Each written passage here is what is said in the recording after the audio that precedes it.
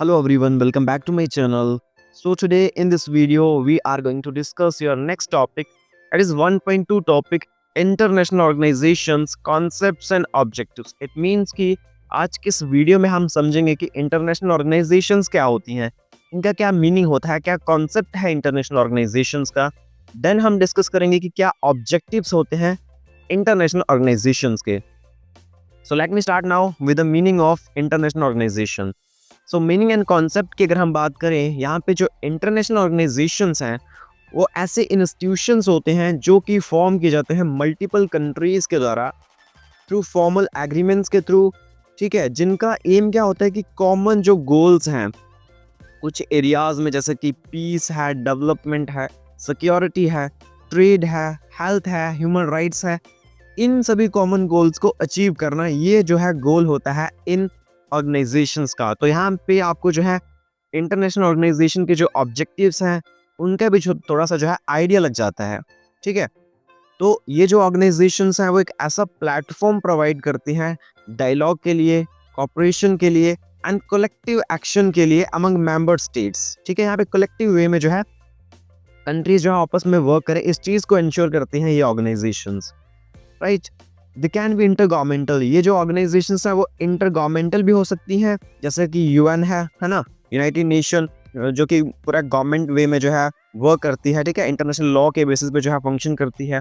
WTO हो गया, या जिसके भी कुछ रूल्स एंड रेगुलेशंस होते हैं। देन नॉन गवर्नमेंटल भी हो सकती हैं, जैसा कि एमनेस्टी है, ठीक है, इंटरनेशनल है, या रेड क्रॉस है, जो कि एंड ये ऑपरेट होते हैं ग्लोबल एंड रीजनल लेवल्स पे, ठीक है। कौन सी नॉन गवर्नमेंटल ऑर्गेनाइजेशंस की यहाँ पे बात कर रहा हूँ मैं, ठीक है। देन ये जो ऑर्गेनाइजेशंस हैं वो एक क्रूशियल रोल प्ले करते हैं इंटरनेशनल रिलेशंस को मेंटेन करने में या मैनेज करने में, राइट, कि कंट्रीज के आपस में किस तरह के रिलेशंस हैं उनको जो है मैनेज किया जाए, ठीक है, पॉजिटिव रिलेशंस हो कंट्रीज के एक दूसरे के साथ। तो इन चीज़ों को इंश्योर करती है ये ऑर्गेनाइजेशंस, और सॉल्व करती हैं जो क्रॉस बॉर्डर प्रॉब्लम्स हैं। फॉर एग्जांपल किसी एक कंट्री की दूसरी कंट्री कोई बॉर्डर डिस्प्यूट है, किसी भी प्रकार की कोई प्रॉब्लम है, कोई कॉन्फ्लिक्ट चल रही है, तो उनको सॉल्व करना ये इन ऑर्गेनाइजेशंस की ड्यूटी होती है, और ये ऑर्गेनाइजेशन बहुत इफेक्टिवली वर्क करके उन डिस्प्यूट्स को सॉल्व करती हैं। देन है डेवलपमेंट को प्रमोट करती हैं, मेंटेन करते हैं ग्लोबल ऑर्डर को, ग्लोबल पीस को मेंटेन करके रखती हैं ये ऑर्गेनाइजेशंस। देन ये ऑर्गेनाइजेशन वर्क करती हैं बेस्ड ऑन इंटरनेशनल लॉ। मैंने आपको स्टार्टिंग में बताया कि ये जो ऑर्गेनाइजेशंस होती हैं ये कोई ऐसे ही वर्क नहीं करते हैं, प्रॉपर स्पेशली जो इंटर गवर्नमेंटल ऑर्गेनाइजेशंस हैं लाइक यूएन, डब्ल्यूटीओ एटसेट्रा, ये जो ऑर्गेनाइजेशंस होती है पूरा इंटरनेशनल लॉ के बेसिस पे फंक्शन करती हैं, वर्क करती हैं। यूजुअली इनके पास पूरा एक डिफाइंड स्ट्रक्चर होता है, मेंबरशिप होती है। जब आप इनको यूएन को पढ़ोगे नेक्स्ट, जब हमारे टॉपिक आएंगे, ठीक है, आप किसी बुक में है जो इंक्लूड किए गए, तो आपको पूरा क्लियर होगा कि क्या इनकी स्ट्रक्चर है, क्या मेंबरशिप है, ठीक है। एंड डिसीजन मेकिंग प्रोसेस जो है पूरा एक डिफाइंड वे में जो है इनका सभी जो है एस्पेक्ट रहते हैं इन ऑर्गेनाइजेशंस के, ठीक है। तो ये हो गया मीनिंग ऑफ या कॉन्सेप्ट ऑफ इंटरनेशनल ऑर्गेनाइजेशंस। अब क्वेश्चन ये है कि इंटर गवर्नमेंटल, मैंने आपको बता दिया कि वो होती हैं जो कि मतलब कि पूरा इंटरनेशनल लॉ के बेसिस पे वर्क करती हैं, एंड नॉन गवर्नमेंटल मैंने आपको यहाँ पे बता दी। नेक्स्ट अब कुछ टाइप्स हैं, ठीक है, इन ऑर्गेनाइजेशंस की, उनको हम जो है लास्ट में, क्योंकि मैंने जो है टाइप्स जो उनको लास्ट में अटैच कर दिया, उससे पहले ऑब्जेक्टिव्स कर दिए हैं, तो कोई बात नहीं, हम उनको जो है लास्ट में डिस्कस कर देंगे, ठीक है। तो अभी हम जो है कुछ ऑब्जेक्टिव्स को जो है देख लेते हैं। सो ऑब्जेक्टिव्स में आप यहाँ पे देख सकते हो, जो प्राइमरी ऑब्जेक्टिव है इंटरनेशनल ऑर्गेनाइजेशंस का वो डिपेंड करता है उनके फोकस के ऊपर। देखो जो फंक्शंस हैं या जो ऑब्जेक्टिव है वो प्राइमरी सेकेंडरी, हम दो फॉर्म में उनको जो है डिवाइड करते हैं। तो प्राइमरी मतलब कि जो मस्ट है, ठीक है, तो वो जो फंक्शंस होते हैं, ऑब्जेक्टिव्स जो है इंटरनेशनल ऑर्गेनाइजेशंस के, वो उनके फोकस पे डिपेंड करते हैं कि किस चीज़ के ऊपर फोकस कर रहे हैं, बट जनरली जो है वो फॉलोइंग फंक्शंस को जो है इंक्लूड करते हैं, राइट। तो यहाँ पे फर्स्ट पॉइंट जो है that is maintaining international peace and security. तो देखो मैंने आपको बताया कि जब आपको मीनिंग, जब हमने कॉन्सेप्ट देखा इंटरनेशनल ऑर्गेनाइजेशन का, आपको वहाँ से इसका जो ऑब्जेक्टिव्स हैं वो थोड़े क्लियर हो चुके होंगे, राइट। तो इंटरनेशनल ऑर्गेनाइजेशंस का क्या काम है कि इंटरनेशनल पीस को एंड सिक्योरिटी को मेंटेन करके रखना, ठीक है। One of the most important objective of international organisation जैसे कि यूएन है, वो ये है कि प्रिवेंट करना वॉर को या रिजॉल्व करना कॉन्फ्लिक्ट्स को, ठीक है, पीसफुली। मीन्स कि कोई भी वॉर टाइप सिचुएशन, कोई कंट्री वॉर करने की सोचे दूसरी कंट्री के साथ, तो उस सिचुएशन को जो है वो प्रिवेंट करना, ताकि वॉर, क्योंकि देखो आपको वॉर से देखो चाहे कंट्री कोई जीत जाए चाहे कोई हार जाए, लेकिन डिस्ट्रक्शन जो है मतलब कि रिसोर्सेज की जो डिस्ट्रक्शन है वो दोनों कंट्रीज की होगी, ठीक है। चाहे किसी कंट्री के कम लोग मारे जाएंगे, किसी के ज़्यादा मारे जाएंगे, बट मारे ओबियसली जाएंगे जाएंगे, ठीक है। वॉर है ही ऐसी चीज़, राइट। देन जो कॉन्फ्लिक्ट्स अगर कोई कंट्री की एक दूसरे की कंट्री के साथ है, तो उसको सॉल्व करना, रिजॉल्व करना, ये काम है, ये ऑब्जेक्टिव है इंटरनेशनल ऑर्गेनाइजेशंस का, right. Then through peace keeping missions, diplomatic meditation, sanctions and international laws के थ्रू ये ऑर्गेनाइजेशन जो है, इनका एम होता है कि ये वायलेंस को रिड्यूस करें एंड ग्लोबल स्टेबिलिटी को मेंटेन रखें। वही अल्टीमेटली कहने का मोटिव है कि इंटरनेशनल पीस और सिक्योरिटी को मेंटेन करके रखे, ये ऑब्जेक्टिव है इंटरनेशनल ऑर्गेनाइजेशंस का। क्लियर। नेक्स्ट ऑब्जेक्टिव यहाँ पे है प्रोटेक्टिंग ह्यूमन राइट्स। देन ये जो ऑर्गेनाइजेशंस हैं ये प्रोटेक्ट करते हैं ह्यूमन राइट्स को। बहुत सारी ऑर्गेनाइजेशंस जो हैं वो डेडिकेटेड हैं अपहोल्ड करने के लिए ह्यूमन राइट्स को, जैसे कि बात करें यूएन ह्यूमन राइट काउंसिल की, है ना, एमनेस्टी इंटरनेशनल, ये मॉनिटर करती है अब्यूजेस को, गवर्नमेंट के प्रेशर को, एंड देन प्रमोट करती है international human rights norms and treaties को। इट मीन्स कि जो ह्यूमन राइट्स के लिए जो norms and rules and regulations जो हैं उनको जो है प्रमोट करती है एंड ट्रीटीज को, ठीक है। तो इस वे में जो है एक बहुत इंपॉर्टेंट रोल प्ले करते हैं इंटरनेशनल ऑर्गेनाइजेशंस ह्यूमन राइट्स को प्रोटेक्ट करने में, ठीक है।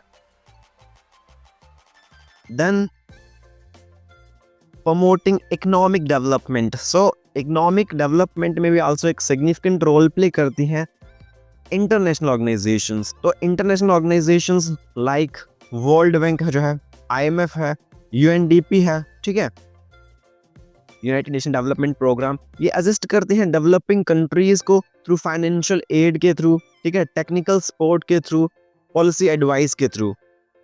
और इनका एम होता है कि पॉवर्टी को रिड्यूस करना है कंट्री में, इंफ्रास्ट्रक्चर को इम्प्रूव करना और सस्टेनेबल डेवलपमेंट को जो है एनकरेज करना, कि इस तरह से हम जो है रिसोर्सेज का यूज़ करें ताकि जो हमारी नेक्स्ट जनरेशन है उसके ऊपर जो है कोई नेगेटिव इफेक्ट ना पड़े।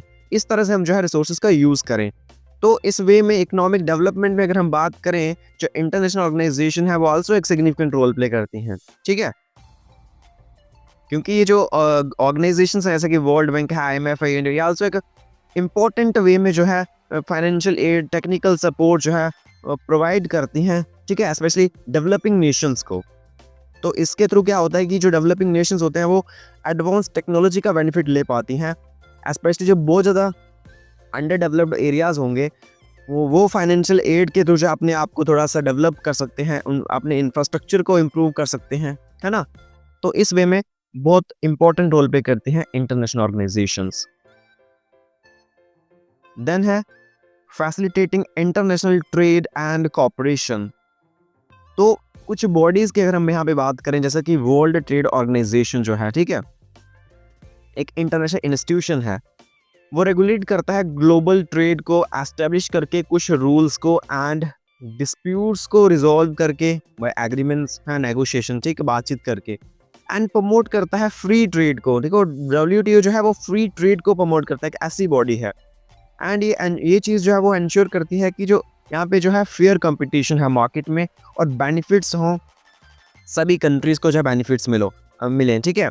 आल्दो कुछ कंट्रीज़ ही जो है स्पेशली डेवलप्ड एरियाज़ जो कंट्रीज़ जो है वो बेनिफिट ले पाती हैं, लेकिन वो कुछ एक अलग एक्सपेक्ट में बात हो जाएगी, ठीक है। यहाँ पे हम पॉजिटिव वे में बात कर रहे हैं, तो डब्ल्यूटीओ जो है एक सिग्निफिकेंट रोल प्ले करता है जो ट्रेड है उसको रेगुलेट करने में, कुछ रूल्स को सेट करके, डिस्प्यूट्स को सॉल्व करके एंड फ्री ट्रेड को प्रमोट करके, ताकि फेयर कंपटीशन हो, सभी कंट्रीज जो है उसका बेनिफिट ले पाएं, ठीक है। नेक्स्ट है that is addressing global issues. तो ग्लोबल इश्यूज को एड्रेस करने के लिए आल्सो इंपॉर्टेंट रोल प्ले करती है इंटरनेशनल ऑर्गेनाइजेशन, ये आल्सो एक सिग्निफिकेंट ऑब्जेक्टिव है, ठीक है, इनका। तो इंटरनेशनल ऑर्गेनाइजेशन जो है वो कोऑर्डिनेट करती हैं efforts to address cross border problems, ठीक है, सच एज क्लाइमेट चेंज हो गया। यहाँ इन प्रॉब्लम्स को सॉल्व करने के लिए हमारे पास बॉडी जैसा कि UNFCCC है, ठीक है, IPCC है। पैंडेमिक्स की अगर हम बात करें, WHO है। रिसेंटली बात करें हम कोविड-19 पैंडेमिक की, तो यहाँ पे एक बहुत सिग्निफिकेंट रोल प्ले किया है इस इंस्टीट्यूशन ने, दैट इज WHO ने, वैक्सीन डेवलपमेंट में, राइट। देन टेररिज्म है, सिक्योरिटी है, साइबर सिक्योरिटी, रेफ्यूजी क्राइसिस जो है, ठीक है। तो यहाँ पे क्वेश्चन है कि रेफ्यूजी क्या होता है। सबसे पहले तो रेफ्यूजी काफ़ी लोगों को पता होगा, लेकिन जिसको नहीं पता है तो उसको मैं बता देता हूँ। तो रेफ्यूजी का मतलब होता है कि जब कोई एक पर्सन अपनी कंट्री को लीव करता है और दूसरी कंट्री में चला जाता है, लेकिन वो अपनी मर्जी से नहीं आता, क्योंकि वहाँ पे उसकी जो है जान जो है वो खतरे में होती है। वो मतलब खतरा फील करता है अपनी कंट्री में, तो जिसकी वजह से वो मजबूर होके जो है उसको दूसरी कंट्री में जाना पड़ता है। उसको हम रेफ्यूजी बोलते हैं। दूसरी कंट्री में उस पर्सन क्या बोलते हैं, रेफ्यूजी बोल देते हैं। एंड जब सेकंड कंट्री में उसको जब जो शेल्टर प्रोवाइड किया जाता है, उसको हम अजाइलम बोलते हैं, ठीक है। ये इंपॉर्टेंट वर्ड्स आपको पता होने चाहिए, ठीक है। एंड माइग्रेशन तो हो गया कि जब कोई एक पर्सन अपनी कंट्री को अपनी मर्जी से आता है, कोई वर्क करने के लिए, है ना, क्योंकि उसको अपनी कंट्री में कोई काम अच्छा नहीं लग रहा है, वो दूसरी कंट्री में एक्सप्लोर करना चाहता है, तो अगर वो अपनी मर्जी से आता है उसको हम माइग्रेशन बोल देते हैं। लेकिन रेफ्यूजी में ऐसा नहीं होता है। रेफ्यूजी में एक पर्सन जब डेंजर फील करता है अपनी कंट्री में, चाहे किसी भी एस्पेक्ट में, अपनी रिलीजन के एस्पेक्ट में, है ना, तो उसको हम रेफ्यूजी बोल देते हैं। तो क्लियर है, अजाइलम क्या होता है, रेफ्यूजी क्या होता है, माइग्रेशन क्या होती है। आई होप आपको क्लियर हो चुकी है। देन है, ये एनकरेज करते हैं share responsibility and global cooperation in tackling these issues, ठीक है। ये जो जितनी मैंने आपको ऑर्गेनाइजेशंस बताई यहाँ पे, ठीक है, ये एक बहुत शेयर रिस्पॉन्सिबिलिटी की बात करते हैं एंड ग्लोबल कोऑपरेशन की बात करते हैं इन चैलेंजेस को सॉल्व करने के लिए, टैकल करने के लिए, ठीक है। देन है promoting health and education. Then health and education को प्रमोट करने में आल्सो एक सिग्निफिकेंट रोल रहता है इनका, ठीक है। एजेंसीज लाइक हम बात करें वर्ल्ड हेल्थ ऑर्गेनाइजेशन की, ठीक है, यूनेस्को हमारे पास है, ठीक है, जो कि वर्क करते हैं इम्प्रूव करने के लिए ग्लोबल हेल्थ सिस्टम को, और जो डिसीजेज हैं उनको कंट्रोल करने में, एंड वैक्सीन्स को प्रमोट करने में, और जो एक्सेस है उसको एक्सपेंड करते हैं एजुकेशन के लिए एंड कल्चरल एक्सचेंज के लिए। तो ये आल्सो एक इम्पॉर्टेंट ऑब्जेक्टिव है इंटरनेशनल ऑर्गेनाइजेशंस का।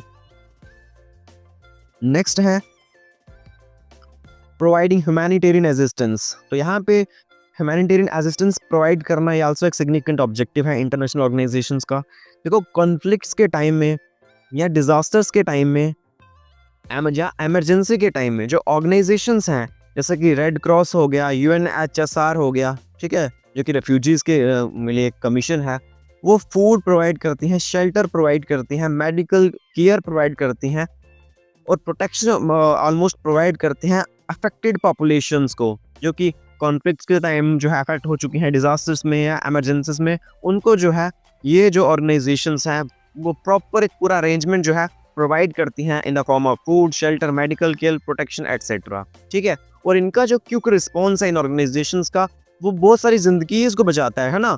कॉन्फ्लिक्ट्स के बाद कंट्रीज पूरी बिखर जाती हैं, आपको पता है, उनको नीड होती है इन चीज़ों की, तो उनका जो क्विक एक्शन है, क्विक रिस्पॉन्स जो है इन ऑर्गेनाइजेशंस का, वो बहुत सारे लोगों की लाइफ को सेव करता है, एंड उस कम्युनिटीज़ को जो पूरी तरह से बिखर चुकी है, चाहे हम बात करें कॉन्फ्लिक्ट्स के थ्रू, डिजास्टर्स के थ्रू, इमरजेंसी, किसी भी वे में जो है बिखर चुकी है, उसको रीबिल्ड करने में ये जो ऑर्गेनाइजेशंस हैं बहुत इंपॉर्टेंट रोल प्ले करती हैं। देन है 8th ऑब्जेक्टिव, जो कि यहाँ पे आपको लास्ट ऑब्जेक्टिव है, स्ट्रेंथनिंग इंटरनेशनल लॉ।